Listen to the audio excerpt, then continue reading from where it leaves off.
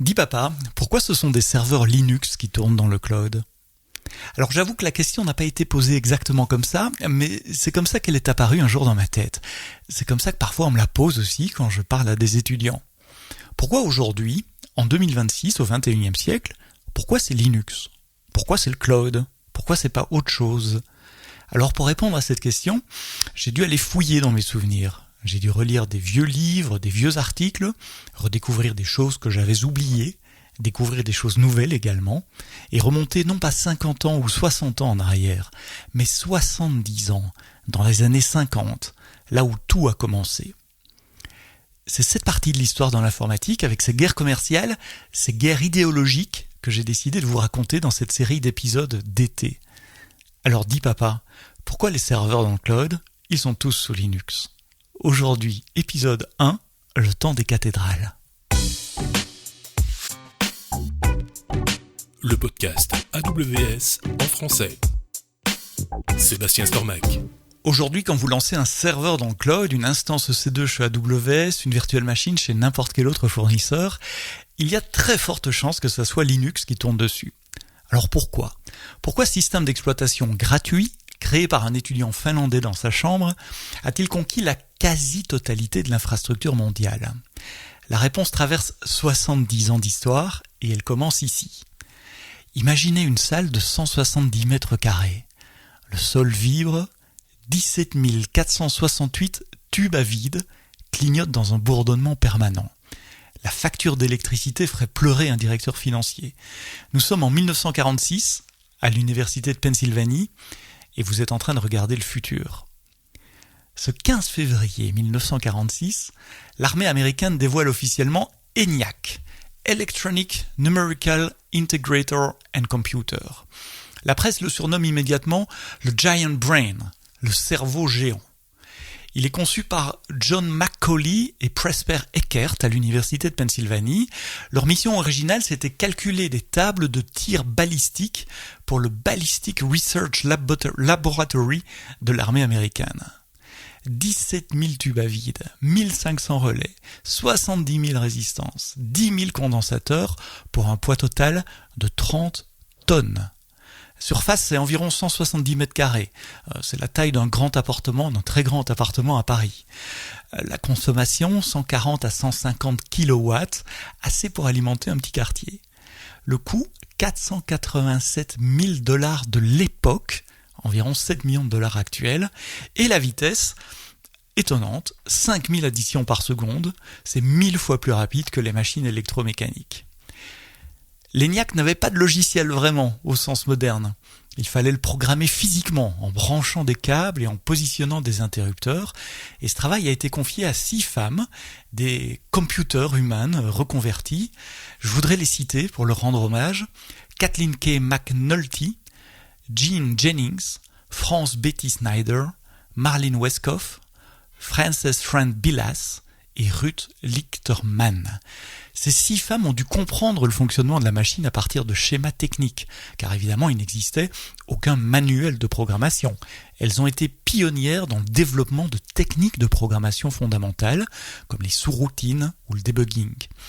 Lors de démonstrations publiques, cette fameuse journée de février 1946, elles n'ont même pas été invitées au dîner de célébration. Leurs noms ont été oubliés pendant des décennies.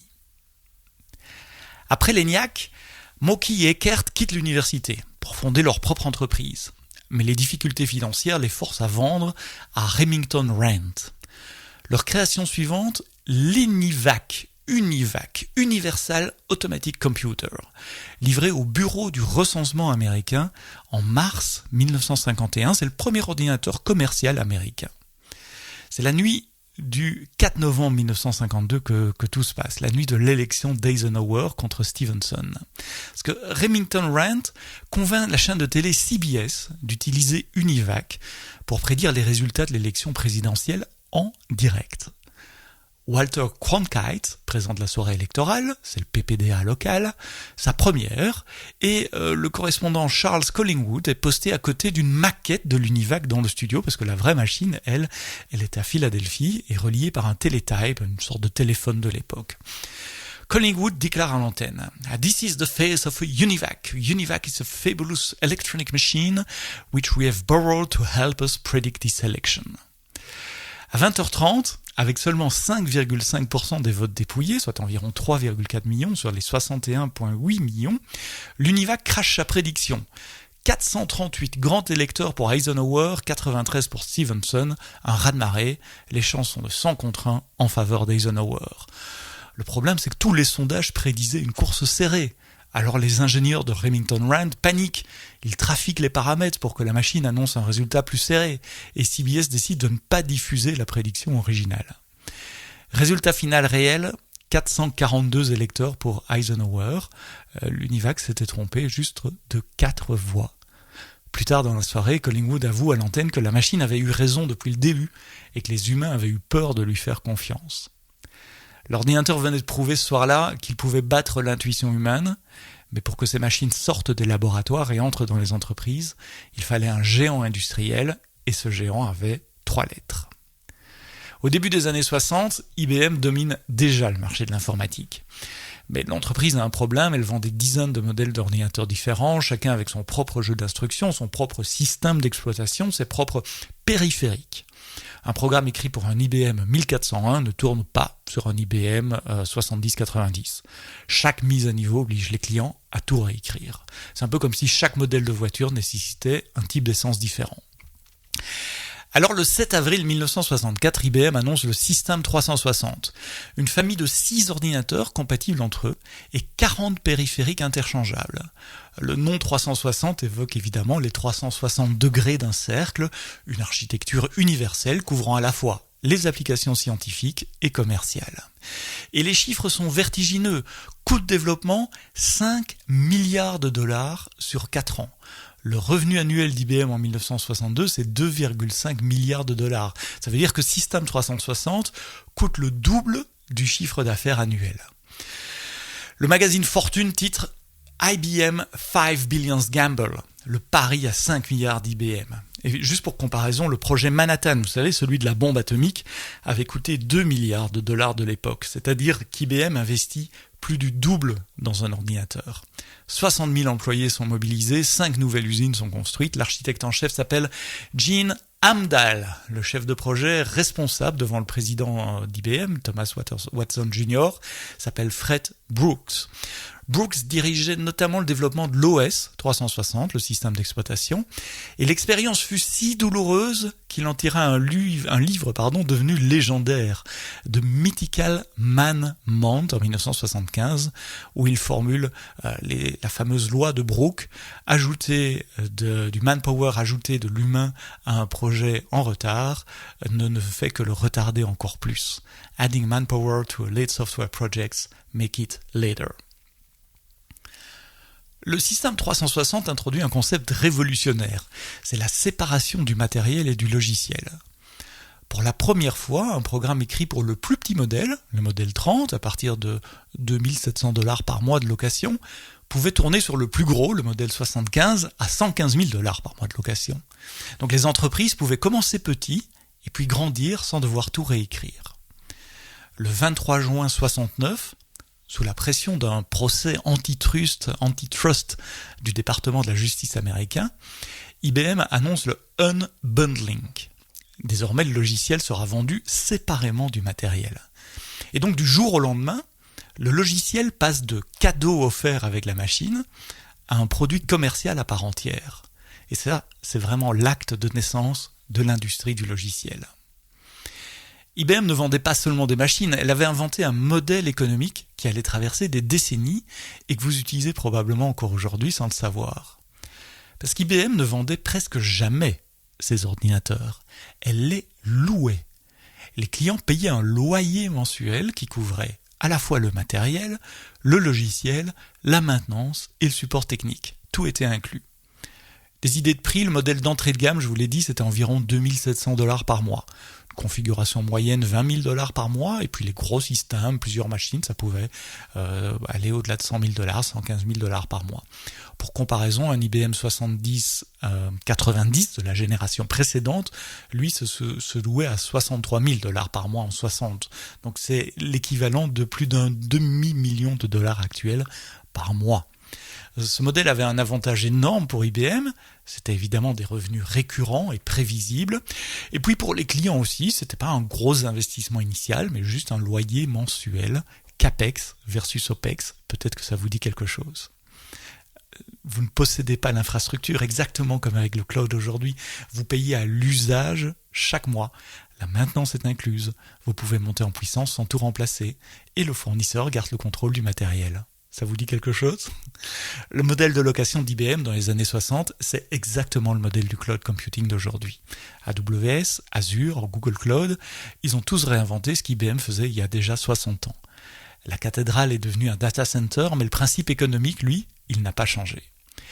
Mais ces cathédrales avaient un défaut majeur. Elles étaient conçues pour un seul utilisateur à la fois. Et ça, certains visionnaires trouvaient inacceptable. En 1961, lors du centenaire du MIT, le professeur John McCarthy, l'homme qui a inventé le terme intelligence artificielle et qui a créé le langage de programmation Lisp, prononce un discours visionnaire. Il dit en anglais « If computers of the kind I have advocated become the computers of the future, then computing may someday be organized as a public utility, just as the telephone system is a public utility. » Si l'ordinateur du type de celui que je vois pour le futur devient un jour réel, il pourrait être organisé comme un service public, juste comme le téléphone aujourd'hui est un service public. Et il ajoute « Each subscriber needs to pay only for the capacity he actually uses. » Chaque abonné ne payera que la capacité qu'il utilise actuellement. But he has access to all programming languages characteristic of a very large system. Mais aura accès à tous les langages de programmation, toutes les caractéristiques d'un très grand système. The computer utility could become the basis of a new and important industry. Ce service public de l'informatique pourrait devenir la base d'une nouvelle et grande industrie. Attention, on est en 1961. McCarthy décrit le cloud computing mot pour mot, 60 ans avant la naissance d'AWS. Même année, au MIT, le professeur Fernando Corbato, surnommé Corby, passe de la théorie à la pratique. Il développe CTSS pour Compatible Time Sharing System, démontré pour la première fois en novembre 61 sur un IBM, justement le 709. Alors le principe, c'est au lieu qu'un seul utilisateur monopolise une machine à plusieurs millions de dollars, le CTSS permettait dans sa version initiale à quelques utilisateurs de se connecter via des terminaux à distance et des modems téléphoniques. Après, le système évoluera pour supporter jusqu'à 30 utilisateurs simultanés sur l'IBM 7094. Et chacun avait l'impression d'avoir la machine pour lui tout seul. Cordy expliquait « Les ordinateurs coûtent aussi cher que des avions de ligne commerciaux. Les gens se sont réveillés en disant que c'était une façon terriblement maladroite d'utiliser les ordinateurs. » Et le CTSS a aussi introduit une innovation devenue universelle. Tadam, le mot de passe. Chaque utilisateur avait un identifiant et un mot de passe pour protéger ses fichiers. Alors, fort du succès de CTSS, Corbato initie en 1964 un projet encore plus ambitieux, Multics. Alors, Multics, ça veut dire Multiplexed Information and Computing Service. C'est une collaboration entre trois géants, le MIT, Bell Labs, la branche de recherche des AT&T, des telcos, et General Electric qui fournit le matériel, le GE645. La métaphore fondatrice de Multics est vraiment explicite. L'informatique doit être distribuée comme l'électricité depuis une prise murale. On ne possède pas un générateur, on se branche. On utilise ce dont on a besoin et on paye au compteur. Mais Multics est trop ambitieux et le projet prend pas mal de retard. Le premier GE645 arrive au MIT en 67, mais le système est loin d'être opérationnel. En 69, Bell Labs jette l'éponge, se retire du projet, et en 70, c'est General Electric qui vend toute sa division informatique à Honeywell. Multics finira par fonctionner.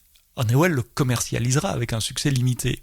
Mais son héritage le plus important, c'est ce qui s'est passé quand Bell Labs est parti. Gardez ce nom en tête, Bell Labs, 1969. 2 chercheurs frustrés par l'échec de Multics vont créer quelque chose dans un coin, sur une machine de récupération. Quelque chose de petit, d'élégant, de subversif. Ils vont appeler ça Unix.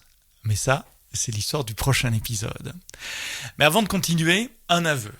Ma première rencontre avec un ordinateur à moi, c'était pas une cathédrale, c'était un Commodore 64 chez un voisin de mes parents au milieu des années 80. Un clavier beige branché sur la télé du salon, c'était pas une salle climatisée, il n'y avait pas d'opérateur en blouse blanche, juste un gamin ou deux fasciné par un curseur clignotant, et c'est de là que tout est parti. 20 ans avant, cette scène aurait été inimaginable. Dans les années 60, un ordinateur ne tenait pas sur un bureau. Il était le bureau, la pièce, et parfois même tout l'étage. Et vous n'y touchiez pas, personne n'y touchait, sauf les opérateurs. C'était une caste à part, en quelque sorte les grands prêtres de l'informatique. Le processus, vous écriviez votre programme sur des feuilles de codage, en Fortran par exemple, du papier quadrillé spécial avec des colonnes numérotées, et puis vous alliez à la salle des perforatrices pour transcrire chaque ligne de code sur une carte perforée. Chaque carte, c'était une ligne de code.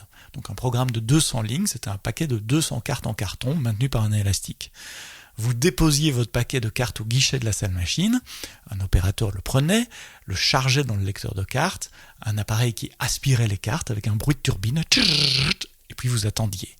Et ce temps de retour, le turnaround time, pouvait aller de 10 minutes à 24 heures, selon la charge de la machine et votre priorité.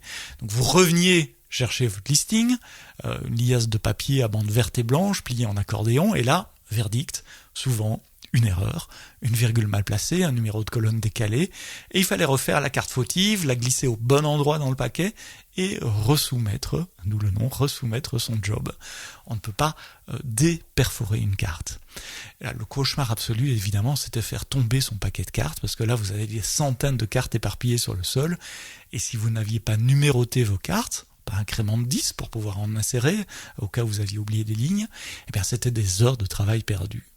C'est dans ce contexte que le temps partagé de Corbato et McCarthy était si révolutionnaire. Parce que pour la première fois, le programmeur pouvait interagir directement avec la machine, taper une commande et voir le résultat immédiatement. En 25 ans, l'informatique est passée d'une salle de 30 tonnes, calculant des trajectoires de missiles, à un service partagé accessible par téléphone. Les cathédrales, ces machines monumentales, ces salles climatisées, ces prêtres en blouse blanche ont posé les fondations de tout ce qui allait suivre. IBM a inventé le modèle économique du cloud, McCarthy a prédit l'informatique utilitaire, Corbato a prouvé qu'on pouvait partager une machine, et Multics a rêvé d'un système d'exploitation universel. Mais, je vous l'ai dit, Multics a échoué, et de cet échec, dans un laboratoire du New Jersey, 2 hommes, Ken Thompson et Dennis Ritchie, vont faire naître quelque chose de radicalement différent. Pas une cathédrale, un atelier. Un système construit par des hackers pour des hackers. Un système qui tourne encore aujourd'hui sur la majorité des serveurs de la planète. On est encore très loin de Linux et du cloud, mais les fondations sont posées. Dans le prochain épisode, la rébellion, Unix, C et la naissance de la portabilité, ça sera vendredi prochain dans toutes les bonnes applications de podcast. Mais d'ici là, quoi que vous codiez, codez-le bien.